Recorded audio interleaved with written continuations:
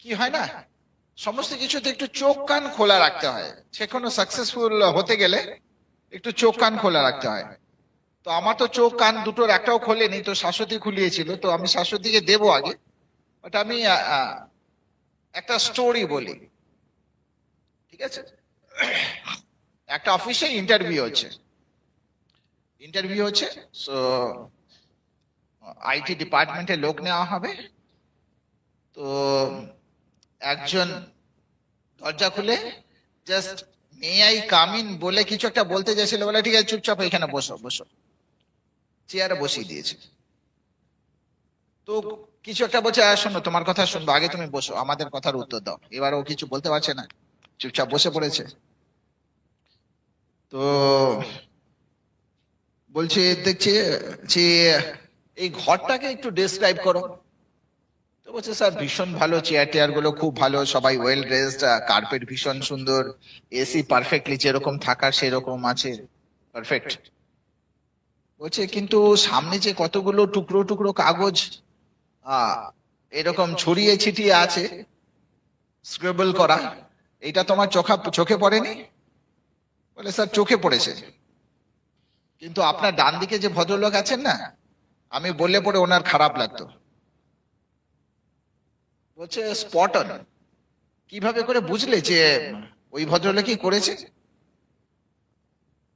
বলছে, স্যার আপনাদের সবার খাতা টাতা তো সমস্ত কিছু ঠিকঠাক আছে, কিন্তু ওই ভদ্রলোকের সামনের ওপরে পাতাটা ছেঁড়া আছে এবং সেটা তেড়া করে। তার মানে যদি কেউ করে থাকেন তাহলে উনিই করেছেন। অসাধারণ। তারপরে জিজ্ঞেস করেছে, আচ্ছা আমাকে একটা জিনিস বলো, এটাকে পরিষ্কার করতে হবে। তো বলে, ঠিক আছে।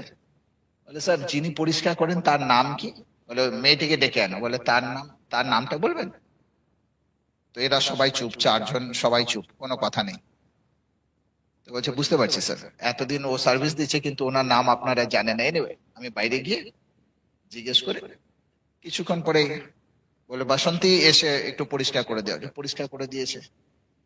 তো ওদেরও মনে হয়েছে যে এরকম ভাবে টেক কেয়ার করে এরকম একটা ছেলে আছে, এরকম সব আজকে পাওয়া যায় না। তারপরে বলছে, তোমাকে বেশি কিছু কোশ্চেন করবো না, একটা কোশ্চেন করবো, এর মধ্যে বস কে আমাদের এই চারজনের মধ্যে? বলছে, দেখুন এই যে আপনার বাঁদিকে যিনি বসে আছেন, আপনারা সমস্ত কিছু ওনার সাথে কথা বলছেন, দেখে মনে হবে যে উনি বস, কিন্তু আসলে উনি বস না। আমাকে কনফিউজ করার জন্য ওনাকে রাখা হয়েছে। আর এই যে একদম এক্সট্রিম রাইটে যিনি আছেন, একটাও কথা বলেননি, উনি হচ্ছেন অ্যাকাউন্টস এর হেড। উনি তখনই মুখ খুলবেন যখন আমার মাইনের কথা আসবে।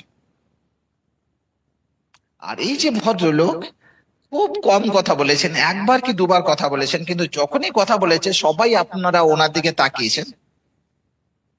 হি ইজ দ্য বস, ফাটাফাটি। তো বলছে, এবার ঠিক আছে আমরা বাকিটুকু দেখে নিচ্ছি, ভাই দেব স্যার আর কিছু জিজ্ঞেস করবেন না? আর কোনো টেকনিক্যাল কোনো জিনিস বা এমনি কোনো জিকের কোনো কিছু জিনিস? বলে, না তোমার এত অবজারভেশন পাওয়ার এত ভালো, আমরা ওইরকমই একজন লোক করছিলাম।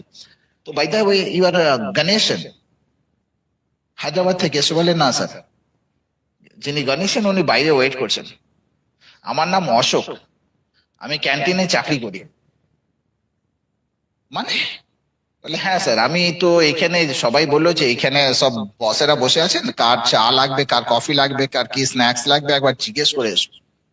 তো আমি স্যার জিজ্ঞেস করতেই ঢুকছিলাম, কিন্তু আপনারা আমাকে কথাই বলতে দিলেন না। বাই দ্য ওয়ে আমার ভীষণ ভালো লেগেছে এখানে এসে, thank you so very much. So যে চা দিতে এসেছিল সে অলমোস্ট আইটি ডিপার্টমেন্টে হেডের চাকরিটা পেয়ে যাচ্ছিল জাস্ট অবজারভেশনের জন্য। তো সাকসেসফুল হতে গেলে সবচেয়ে বেশি জিনিস যেটা দরকার পড়ে সেটা হচ্ছে অবজারভেশন।